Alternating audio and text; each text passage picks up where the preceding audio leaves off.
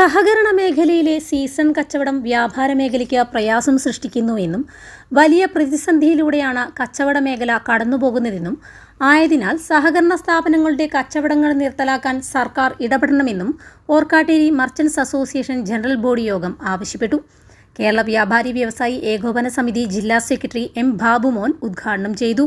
ഈ ഒരു സംഘടന ഇവിടെ ഓർക്കാട്ടേരി മർച്ചന്റ് അസോസിയേഷൻ എന്ന തലത്തിൽ തന്നെയാണ് അറിയപ്പെടുന്നത്. എൻ്റെ പ്രിയ നേതാവ് സലാംക്കായുടെ ആ കാര്യങ്ങളെക്കുറിച്ച് ചോദിച്ച് മനസ്സിലാക്കി. ഏതാണ്ട് 77 അത്തരം ഈ അസോസിയേഷനുകൾ വന്നത് എന്നാണ് വടകരയിലടക്കം. 1980 നമ്മൾ ഇത്തരം ഒരു കേരള വ്യാപാരി വ്യവസായ ഏകോപന സമിതി എന്നുള്ള സംഘടനയ്ക്ക് ആലോചന കുറിച്ചിട്ടുള്ളത്. 1980 തൃശ്ശൂരിലാണ് ഇത്തരമൊരു സംഘടന വേണമെന്നുള്ള ഒരു ചർച്ച ഉടലെടുത്തത്. അന്ന് ഇതേപോലെ തന്നെ അസോസിയേഷനുകളായിട്ടാണ് പല സ്ഥലങ്ങളിലും ഉണ്ടായിട്ടുള്ളത്. വിവിധ തര യൂണിറ്റുകളിലും മർച്ചൻ്റ് അസോസിയേഷനുകളായിരുന്നു. പക്ഷേ 80 തൃശ്ശൂരിലെ ചുമട്ട് തൊഴിലാളികളുമായി ബന്ധപ്പെട്ട് അവിടെ നിരവധി കടകൾ ആക്രമിക്കപ്പെടുകയും വ്യാപാരികൾ ആക്രമിക്കപ്പെടുകയും ചെയ്ത ഒരു സംഭവം ഉണ്ടായിരുന്നു 1980. അന്ന് ഈ അസോസിയേഷനുകൾ എന്ന് പറയുന്ന ഒറ്റപ്പെട്ട അസോസിയേഷനുകൾ മാത്രമായിരുന്നു അന്ന് കേരളത്തിൽ ഉണ്ടായിരുന്നത്. അതുകൊണ്ട് തന്നെ വളരെ സംഘടിതരായിട്ടുള്ള ചുമട്ട് തൊഴിലാളികളുമായിട്ട് പിടിച്ചു നിൽക്കാൻ പറ്റാത്ത തരത്തിലേക്കുള്ള പ്രയാസം വന്ന സമയത്താണ് അന്നത്തെ അവിടുത്തെ സ്ഥാപക നേതാക്കൾ, നമ്മുടെ സംഘടനയുടെ സ്ഥാപക നേതാക്കൾ ഇങ്ങനെ പോരാ, ഇത് നമുക്കൊരു സംസ്ഥാന തലത്തിൽ തന്നെ ഒരു കൂട്ടായ്മ വേണമെന്ന് ആലോചിക്കുകയും അങ്ങനെയാണ് കേരള വ്യാപാരി വ്യവസായി ഏകോപന സമിതി എന്നുള്ള ഈ ഒരു മഹത്തായ സംഘടനയ്ക്ക് രൂപം പ്രാപിച്ചിട്ടുള്ളത്. ഇന്ന് ഏതാണ്ട് 43 വർഷം പിന്നിട്ട് 44-ാം വർഷത്തിലേക്ക് പ്രവേശിക്കുന്ന ഈ സംഘടനയുടെ ഒരു ആസ്തി എന്ന് പറയുന്നത് ഏതാണ്ട് 600 കോടി രൂപയാണ്. സംസ്ഥാന തലത്തിൽ തന്നെ ഏതാണ്ട് 600 കോടി രൂപയുടെ ആസ്തിയാണ് ഈ സംഘടനകൾ.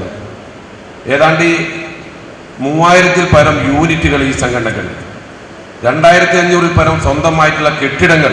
ഇപ്പോൾ ഓർക്കാട്ടേരി വ്യാപാരം നമുക്കറിയാം, ഓർക്കാട്ടേരിയിലെ വ്യാപാരികളുടെ സ്വപ്നമായിട്ടുള്ള വ്യാപാരം, അതേപോലെയുള്ള ഒട്ടനവധി വ്യാപാര ഭവനുകൾ, ഏതാണ്ട് 2500-ൽ പരം സ്വന്തമായിട്ടുള്ള വ്യാപാരങ്ങളുണ്ട്. ഏതാണ്ട് ഓഫീസ് സ്റ്റാഫുകളായിട്ട് ഏതാണ്ട് 30,000-ൽ പരം ആളുകൾ ഓരോ പ്രദേശത്തെയും സംഖ്യ പരിശോധിച്ചാൽ ഏതാണ്ട് 30,000-ൽ പരം ഓഫീസ് സ്റ്റാഫുകൾ നമുക്കുണ്ട്. അത്തരത്തിലുള്ള ഒരു വലിയ സംഘടനയായിട്ട് ഏതാണ്ട് 43 വർഷം പിന്നിട്ട ഈ വേളയിൽ നമുക്ക് മാറ്റിയെടുക്കാൻ അല്ലെങ്കിൽ മാറാൻ സാധിച്ചിട്ടുണ്ട് എന്നാണ് നമ്മളൊക്കെ അഭിമാനപൂർവ്വം ഈ സംഘടനയെ പറ്റി നമ്മൾ മനസ്സിലാക്കേണ്ടത്. പ്രസിഡന്റ് കെ ഇസ്മായിൽ അധ്യക്ഷത വഹിച്ചു. ജനറൽ ബോഡി യോഗത്തിൽ വെച്ച് ഉന്നത വിജയം നേടിയ SSLC+2 വിജയികളെ അനുമോദിച്ചു.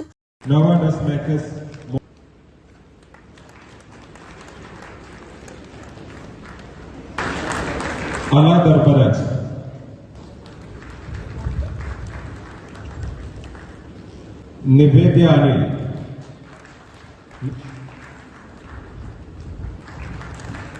आदिश प्रशांत,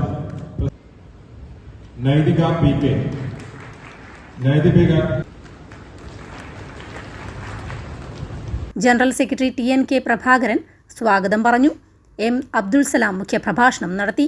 PA അബ്ദുൽ ഖാദർ, ഹരീഷ് ജയരാജ്, അമൽ അശോക്, റിയാസ് കുനിയിൽ, പുതിയടത്ത് കൃഷ്ണൻ, പ്രസിദ്ധ ധർമ്മരാജ്, C വാസു, KK റഹീം, ജയൻ സാരംഗ്, വിജയരാജ് KM, ലിജീഷ് പുതിയടത്ത്, അഭിലാഷ് കോമത്ത്, വിനോദൻ പുനത്തിൽ എന്നിവർ സംസാരിച്ചു.